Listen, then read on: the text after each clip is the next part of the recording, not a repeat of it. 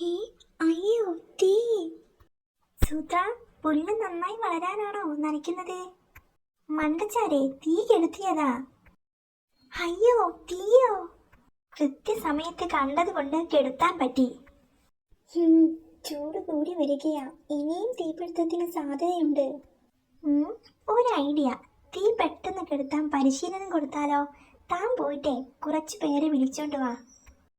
തീ പെട്ടെന്ന് കെടുത്താനാണ് പഠിക്കേണ്ടത്. ഒരുമിച്ച് വർക്ക് ചെയ്താൽ പെട്ടെന്ന് കെടുത്താം.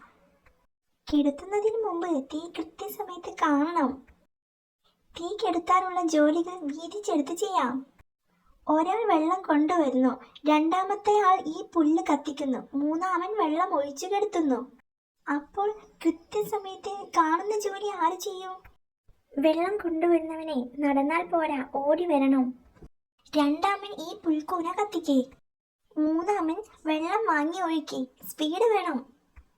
ഇനി വേറെ പുല്ല് കത്തിക്കാം. എന്നിട്ട് മൂന്നാമൻ വെള്ളം കൊണ്ടുവാ. മാറി മാറി ചെയ്താലേ എല്ലാവരും പഠിക്കൂ.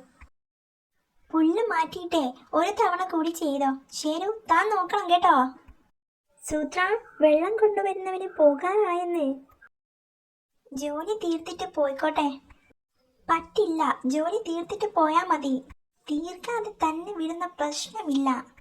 ശരു, എന്താ അവിടെ പ്രശ്നം?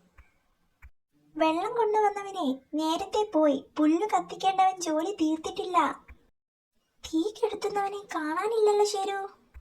അവനും പുല്ലിൽ വെള്ളം ഒഴിച്ച് നേരത്തെ പണി തീർത്ത് സ്ഥലം വിട്ടു. ഈ പുല്ലെന്താ കത്താത്തത്?